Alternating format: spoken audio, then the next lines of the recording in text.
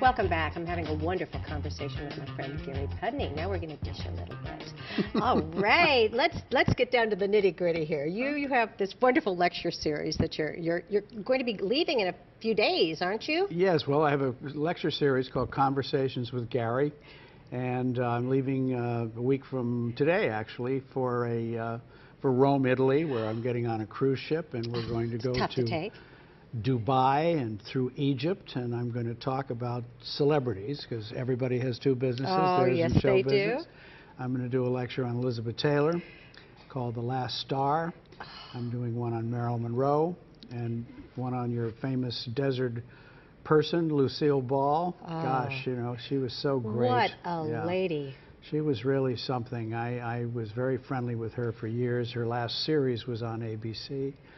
And then we're going to talk about Maria Callas and Luciano Pavarotti, you know, who I worked with both of them. I'm happy to say that. And so that should be fun. And hopefully we'll be doing some lecturing down here in the Coachella Valley area. Which is a great idea. I think so, yeah. And we're starting and, you know, doing shows like yourself, you know, with you. I appreciate that opportunity to kind of get my message out there. And all you have to do to get in touch with me is go on my website, GaryLPudney.com or conversationswithgary.com. That's right. And we'll show up on your doorstep to dish the dirt on the rich and famous. Okay, so let's go into some of the family secrets here.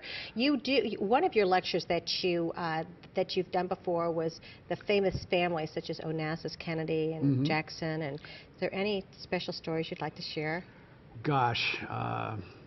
Well, I've got a good one on Michael Jackson, actually. We were developing I've known him since he was 11 years old. He did a series for ABC under my jurisdiction years ago, and the one thing he's never been able to do is do films. You know, he wanted to do a movie, so he came to me and asked me if we could develop a film, and I said, what kind of a film do you want to do? And he likes horror films. You know, he was very very interested in that genre of filmmaking. So we developed a script called The Nightmares of Edgar Allan Poe, where Michael will be playing Edgar Allan Poe. And he got very involved in this. We're still developing it, actually. And he got so excited, he always would call me late at night to discuss this project. And one night he got so excited, the phone rang around 2 in the morning, and I picked it up, and it was him. But he said, hello, Michael? This is Gary calling. And I said, no, I'm Gary, you're Michael, so, you know, get with it. You know. Anyway, he's terrific. I think one of the world's greatest entertainers. So we hope to do a film. Certainly is. Yeah. He certainly is. And you know what? He never had a childhood. He never had a childhood. Well, like Elizabeth, you know. Right. That, like, segue into that with well, Elizabeth once told me that, you know, she could never remember not being famous. You know, because she was famous when she was 7 years old. And, you know, that's really, it's kind of a burden when you think of it, you know. Of course it is. You have to be always on. That's one of the reasons why she and Michael are so close. They had that upbringing where they were both working as kids, and the family wasn't there. And so it's interesting, but... And how difficult is it for celebrities to walk in the shadow of their parents, such as Liza with Judy Garland, and if you look at little Desi, and Ricky Martin, and all these, Angelina Jolie, how difficult is it for them? Well, I think, you know, some of them, like you just said, Angelina's a big star in her own right, and but of course there's a breach in the relationship with her father, which is so sad, really sad. Really? Especially at this point in her life when she's so famous and such a goodwill ambassador, that they can't get that relationship together, the kids. You know. And the with family. the kids, yeah, all of those wonderful kids, which I guess they're going to have some more, so that'll be good. God bless them. Absolutely. The more the merrier with Brad Pitt, I think. Huh? I know.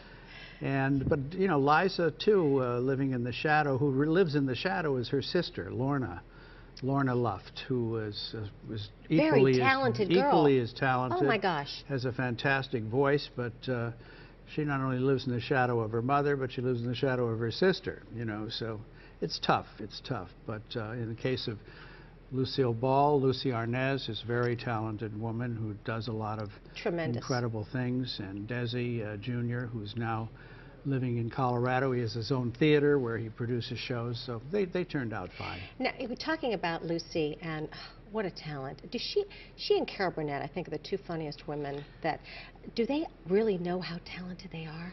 Oh, I think, you know, Carol is, you know, a national institution. She was, by the way, Lucille always said that Carol was the queen of comedy, that she really wasn't. She did. Yeah, Carol was her favorite, along with John Ritter. She thought those two were the greatest comedic talents in the business, and Carol worshipped Lucille Ball. And, you know, I used to date Lucy Jr. a lot. You know, we went together for many, many years, and I got a phone call one day at my office at ABC from Lucille saying, "I'd like you to come over to the house. I want to talk to you at 5 o'clock." So I went over, a little bit of trepidation, and she asked me, "What are your intentions towards my daughter, Gary?" I was then a senior vice president at ABC, and I thought about it for a minute, and I said, "Lucille, I'll take $5 million to marry her or $5 million not to marry her. Your call." And she bust out laughing, and we became great, great friends. That's wonderful. You just cut right to the chase.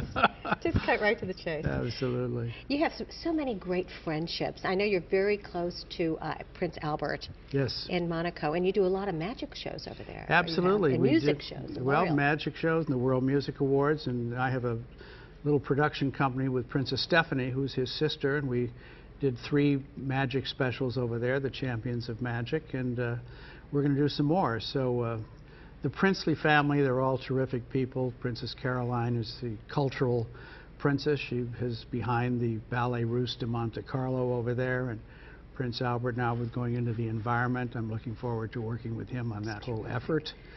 And much needed effort. Much needed, yes. The warming factor that's going on, and those polar bears, we got to save them. We do. We're going to be doing a show on endangered species in a few weeks. Excellent. We're going to be having the animals actually from the San Diego Zoo coming on, which I'm very excited news. about. That's terrific. Very, Good for very you, excited Patti. about it. Very, very excited about it. I know you feel strongly about a lot of things like that. Oh, I do. I'm very, very passionate about the environment, about women's rights, about children's rights. It's very, very near and dear to my heart. That's terrific. What do you see as your legacy? My legacy, gosh.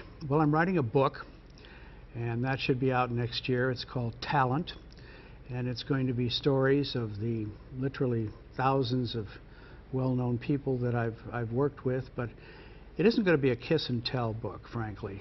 I want to tell stories about how nice a lot of these people are and the good that they brought. So maybe my legacy will be, you know, a few outstanding television shows I've been responsible for. The movie with Jane Fonda called The Dollmaker. I was very proud of that. That won the Emmy, a 3-hour film. And bringing Johnny Carson from NBC over to host the Oscars on ABC for 5 years, that was great. So 2 or 3 things like that in television. But my book, I think, will give a message to the audience if they buy it, and that show business is the best business there is. It sure is. It's the best business, There's Gary. no business like show business. No business like show business. And talk about some of the people that really make it click. Well, we're looking forward to reading that book. And Gary, I can't thank you enough for coming on today. It's been my pleasure. You'll come back on and we'll talk some more another time. It's been my pleasure. I hope to see you again. You got it. Thank you. Stay tuned when we come back. Justin Silver from Just Fitness. Thank you.